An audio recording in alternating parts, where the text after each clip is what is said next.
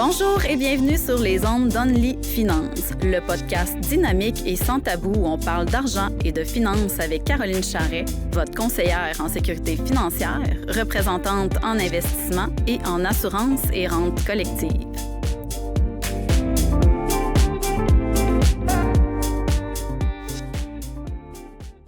Bonjour à tous, bienvenue au mini-podcast d'Only Finance, un balado qui parle de finances, bien évidemment, présenté par le cabinet de services financiers Caroline Charret. Lors de notre dernier épisode, en fait, qui concernait le RRI, en décembre dernier, on a mentionné qu'on reviendrait sur une petite capsule concernant les fonds distincts, fait que les produits, justement, qu'on utilise à l'intérieur du RRI pour faire le placement en soi. Donc, c'est sûr qu'on utilise ceux de Beneva dans ce milieu-là parce que c'est avec eux qu'on travaille justement pour l'implantation du régime. En fait, l'offre de service se fait avec Mallette et Beneva. Donc, vous pouvez aller écouter, en fait, pour plus de détails sur le RRI, de quoi on a parlé. Mais c'est sûr que Beneva offre quand même des placements quand c'est pas dans le RRI non plus. Je tiens encore à remercier Beneva Assurance et Services financiers qui est notre commanditaire là, pour ce mini-segment. Aujourd'hui, je suis encore en présence d'Alexandre qui est resté avec nous, là, justement, qu'on a présenté lors du dernier podcast. En fait, là, c'est le spécialiste que j'appelle lorsqu'on fait des placements avec Beneva puis qu'on travaille les dossiers ensemble. Je trouvais ça important de présenter les avantages de la compagnie puis de démystifier, en fait, les produits qu'on offre parmi tous les produits au sein du cabinet. Donc, Alexandre, pourrais-tu nous parler, tu peux te représenter rapidement, puis également, je pense qu'il faut démystifier c'est quoi les fonds distincts, les fonds mutuels, là, justement. Moi, j'en parle souvent à mes clients, mais je trouve que c'est important là, d'amener un spécialiste qui peut en parler. Oui, mais parfait. Merci, Caroline. Donc, bonjour ou rebonjour à ceux qui ont assisté au podcast précédent sur le RRI. Donc, je m'appelle Alexandre Trudel, directeur de compte en placement chez Beneva. Donc, pour répondre à ta question, Caroline, c'est très simple. Il y a dans le monde des institutions financières et des assureurs, il y a deux principaux actifs dans lesquels vos clients et vos clientes peuvent investir. Exactement. C'est soit les fonds communs ou les fonds distincts. Exact. Il y a plusieurs autres types là, de placements, mais on n'ira pas là aujourd'hui. On veut vraiment faire la comparaison entre les fonds distincts et les fonds communs. Dans un premier temps, les fonds communs, c'est un gros univers de placement avec, la plupart du temps, des frais de gestion qui sont relativement bas. Donc, il y a plusieurs compagnies comme les Fidélité, Mackenzie, il y a plusieurs grosses compagnies que vous connaissez qui sont présentes partout dans le monde, qui offrent plusieurs types de placements avec des mandats différents qui vous offrent des opportunités de placement. À part d'avoir des frais de gestion réduits et un univers global qui est vraiment très grand, bien, il n'y a pas vraiment de caractéristiques propres aux fonds communs au niveau fiscal, au niveau des garanties. Parce qu'au niveau fiscal, il n'y a pas de garantie. Il n'y a pas de garantie. C'est selon le marché. On n'a pas de bénéficiaires non plus. Donc, en disant ça, c'est là où je fais le comparatif. C'est que le fonds distinct, les gens ont souvent tendance de penser que les frais de gestion sont beaucoup plus élevés. Dans un premier temps, c'est quand même vrai, il y a des frais de gestion et des frais de garantie. Donc, mais il y a des frais de gestion aussi sur le fonds commun, mais les frais de garantie vont faire en sorte que les frais de gestion global, qu'on appelle le ratio de frais de gestion, va augmenter légèrement, mais il y a un coût rattaché à des avenants, si on veut, qui viennent avec le placement. Donc, soit la garantie. On offre une garantie à l'échéance, qui a une période X, suivant l'âge à laquelle on adhère notre premier dollar chez l'assureur. Et il y a un bénéficiaire qui va être nommé, qui est vraiment, selon moi, un avantage concurrentiel. Parce qu'on le sait, de nommer un bénéficiaire, ça fait en sorte qu'au décès, le chèque va passer directement et rapidement entre les mains du bénéficiaire. Donc, on peut utiliser pour plusieurs techniques, dont ma préférée, c'est la réserve successorale. Donc, on peut placer de l'argent dans les deux types de régimes, mais ce que j'ai tendance à dire aux gens avec qui je travaille, c'est que c'est quand même important de prendre compte que directement au décès, dans les fonds communs, ça peut être un petit peu plus long au niveau de la succession, de passer par la succession au niveau du règlement de décès. Et donc, si on place une réserve successorale, rapidement, le bénéficiaire ou les bénéficiaires vont avoir entre les mains de l'argent pour combler les besoins rapidement suivant le décès de l'adhérent, de l'investisseur ou du rentier. Exactement. On parle de décès. Moi, j'ai déjà vu une situation où la succession refusait la succession.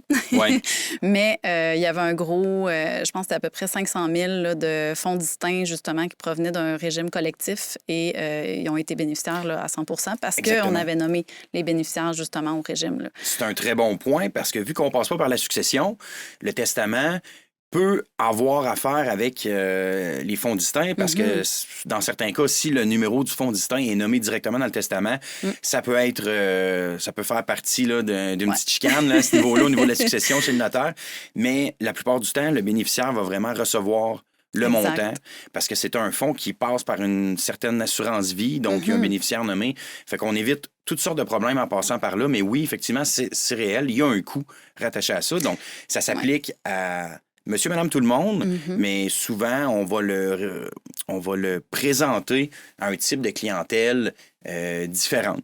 Mais il n'y a rien qui empêche un jeune ou une personne plus âgée de détenir des actifs dans les deux types de régimes, puisqu'ils peuvent vraiment bien se complémenter. Exact. Des fois, ça peut être aussi un propriétaire d'entreprise qui prend beaucoup de risques dans sa compagnie, mais il veut qu'au niveau personnel, ça m'arrive quand même souvent, que justement, ces régimes enregistrés soient insaisissables puis à l'abri des créanciers, parce que ça aussi, c'est un autre avantage qu'on a. Tout à fait. Puis c'est là où, au niveau de la compagnie, la société de gestion, si on fait des placements, bien, au niveau personnel, en plaçant dans des fonds distincts, on vient chercher l'insaisissabilité des placements. Donc, ça apporte vraiment une sécurité de s'assurer que si on déclare faillite au niveau de la personne morale, bien, que la personne physique, même si elle n'est pas impliquée directement, bien, elle ait recours à des actifs qui ne seront pas repris d'une certaine façon, que ce soit d'une faillite personnelle ou d'un problème financier là, quelconque. Exact. C'est sûr qu'il faut faire attention parce qu'en fiscalité, il faut toujours ça ait du bon sens.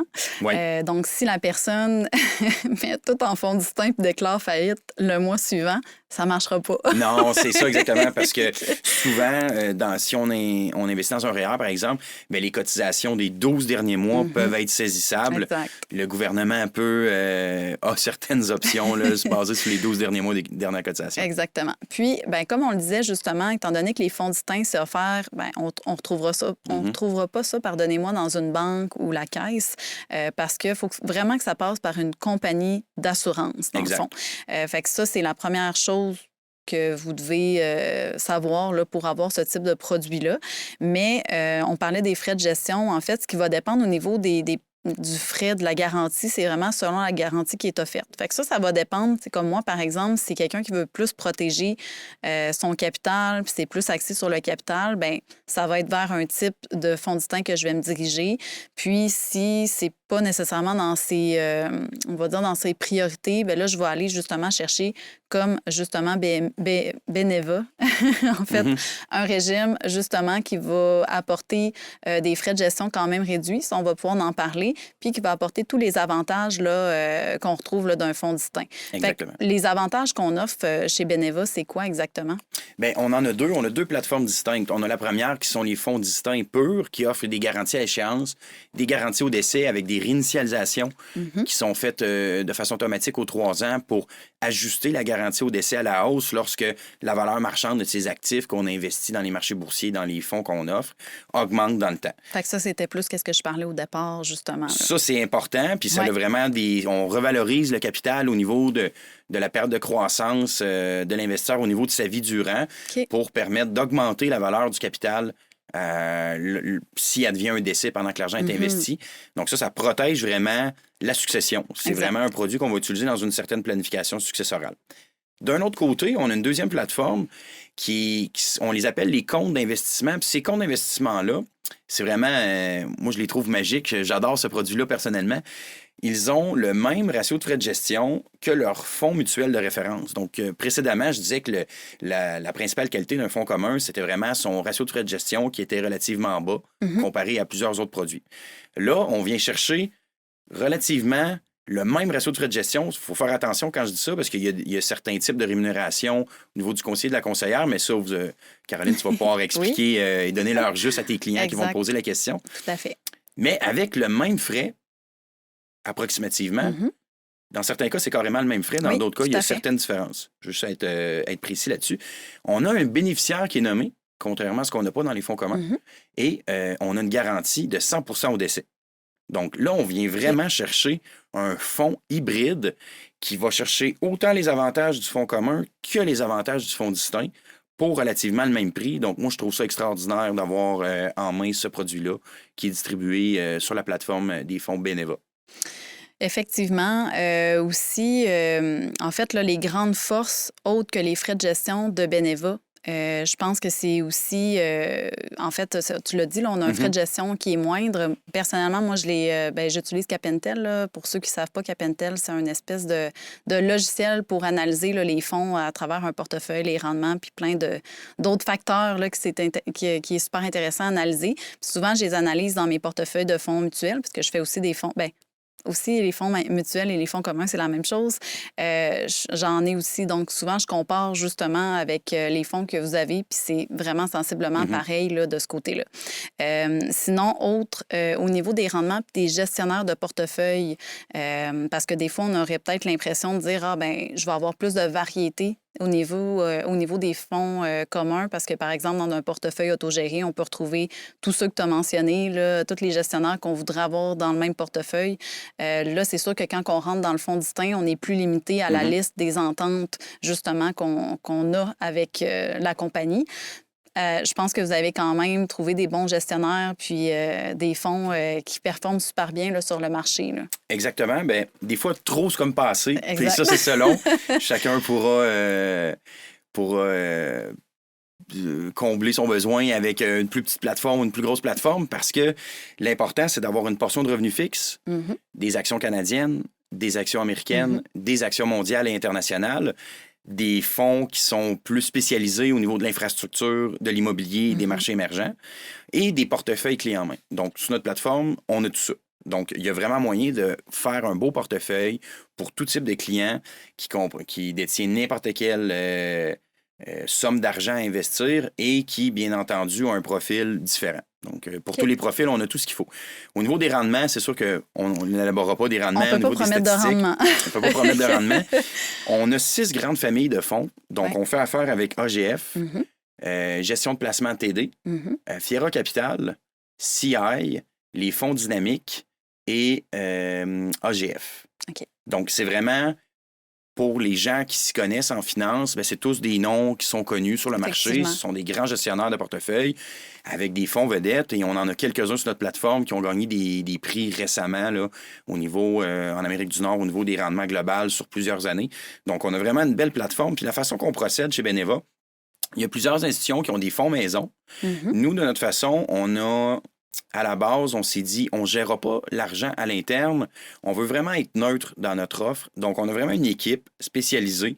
Ce sont des CFA, des analystes de fonds, des analystes financiers qui vont étudier les fonds offerts sur le marché. Puis, on part avec 5 à 15 gestionnaires. À un moment donné, qu'on va évaluer encore, on va aller pousser plus loin pour en arriver à 2 à 4 pour la dernière période d'analyse pour choisir seulement qu'un fonds. Puis, c'est rare qu'on se débarrasse d'un fonds ou qu'on va en chercher un. C'est arrivé dans le passé, par contre. Puis, lorsqu'on le fait, c'est vraiment pour des raisons fondamentales. C'est-à-dire l'équipe de gestion, il y a eu du personnel qui a quitté. Les mandats ont changé. L'objectif de placement, l'horizon que s'était donné a changé dans le temps. Fait que ça ne fit plus avec... Ça ne fit plus avec ce qu'on avait pris comme mandat. Donc, pour respecter ça, puis avoir une offre globale là, bien équilibrée, à ce moment-là, on peut faire des changements de fonds. OK. Puis moi, personnellement, c'est tous les gestionnaires qu'on a nommés, c'est même des gestionnaires que moi, personnellement, j'utilisais dans d'autres types de portefeuilles. Puis, en fait, c'est ça, quand on a commencé à se parler, ça fait pas si longtemps que ça, mais ça fait peut-être 2 ans à peu près qu'on a commencé à regarder. J'en avais entendu parler, mais j'avais pas évalué encore l'offre. Puis quand j'ai vu les gestionnaires, c'est ça que je me suis dit, OK, ça pourrait répondre justement une catégorie de clients qui aimeraient ça avoir des fonds distincts, mais qu'ils ne veulent pas nécessairement payer plus cher que qu'est-ce qu'ils payent actuellement là, pour leurs fonds commun. Puis, ça permet de bien diversifier là, les portefeuilles. Pour en revenir un peu au RRI qu'on avait parlé lors de la dernière rencontre, est-ce que les 2 produits sont disponibles? Ça, je pense que je t'ai jamais posé la question. Au niveau des RRI, la seule plateforme qui est disponible, c'est celle du côté des fonds distincts purs. OK. Fait que là, on doit choisir notre garantie. On a 3 types de garanties. On bénéficie de la réinitialisation aussi. Oui. Puis, encore là, on a vraiment une 50aine d'offres de fonds.